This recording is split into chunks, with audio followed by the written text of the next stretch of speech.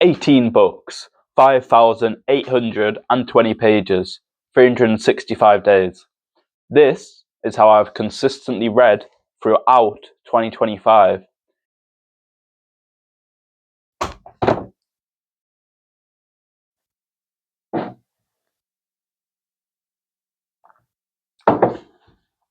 So, you want to know how I've done this?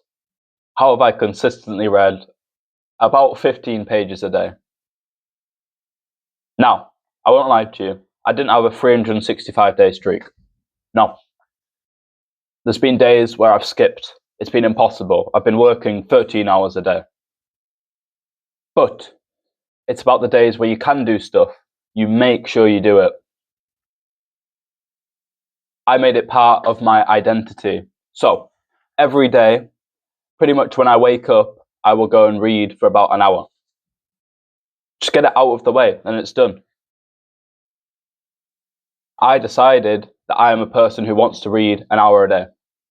So, I forced myself to do it. If I did it later in the day, I'd be able to come up with excuses for myself, be able to tell me, I'm too busy, I've got stuff on, I've got other stuff to do. But no, you do it straight in the day, there's no excuses, get straight to it. Get out of the way. My second strategy, my reading really excelled once I got Kindle. I've just got it on my phone, I don't have the iPad or anything. Why? It lets you read 2 books at once. I like reading a non-fiction, fiction at the same time. You can switch it up. It makes it less boring to read. If you've read for an hour on one book, sometimes it can be really hard to keep reading for it in the same day. But if you switch up to another book, you can keep it going. Kindle allowed me to read so much faster. It sort of replaced Instagram scrolling.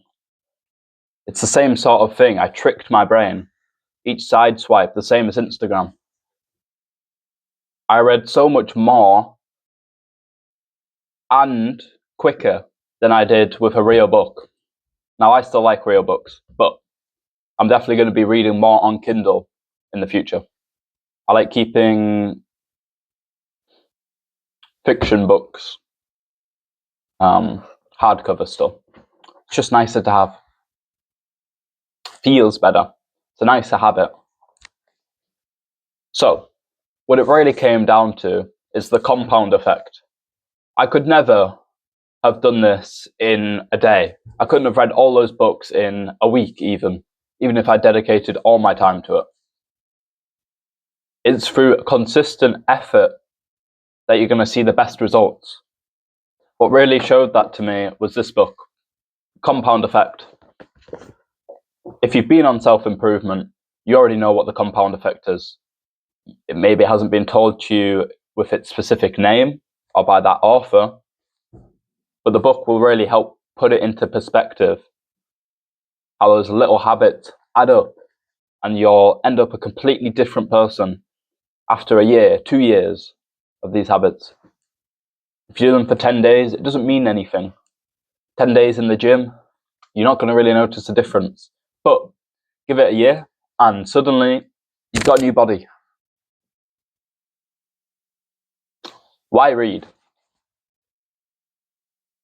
Now, it's going to completely change your personality. Specifically, non-fiction allows you to experience lives of 100 different people, talking to 100 different people. It helps your social interactions, your ethics, your morals, your philosophy, etc. That is why I read. For example, Brave New World. It's about a dystopia, about everybody is given ultimate happiness. They lose science, literature, art, but everyone is completely happy. And it's this debate where you have the individual, the personal freedom, or you have complete happiness. Which one's better? The book doesn't give a complete answer. It's up to you to decide. And you get other authors like in Russian literature, Brothers Karamazov. I can't pronounce that. You're going to see family dynamics. You're going to see psychology, philosophy, ethics again. And you can take away from each character. You can take away their flaws, what makes them a good person, what makes them a bad person, and you can add it to yourself. It's going to help with your friendships and just real life in general. Now, non-fiction. Why is that important? It's going to improve your life. Fiction, I see as changing your character, changing your mindset, stuff like that. Non-fiction, it's going to change how you do stuff, how you work, how you revise, how you study, stuff like this, or the ways you act even. That's why I read books like The Compound Effect, or books from Alex Hormozi. They're going to help you in the real life, more with money and stuff like that.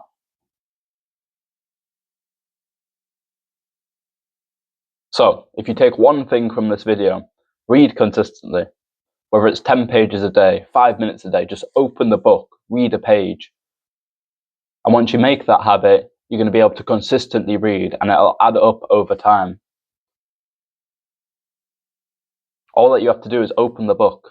It's the hardest part. Once it's open, you're going to keep reading.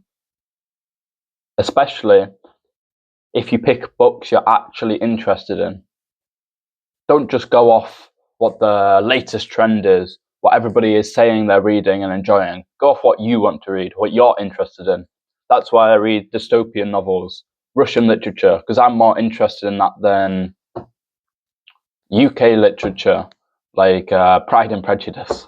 No thank you. And that's why I've read Wealth of Nations. How big is this? 1,000 pages. The other book, Rise and Fall of the Great Powers. This is about 700 pages, I believe. Yeah, 700. Now, the only way I'm going to read a book that big is if I'm interested in it. Otherwise, you're going to read 300 pages and you're just going to have no motivation left. So, pick books that you've got a passion for, that are on topics you enjoy, please. Anyways, thanks for listening. Go press the subscribe button. See ya.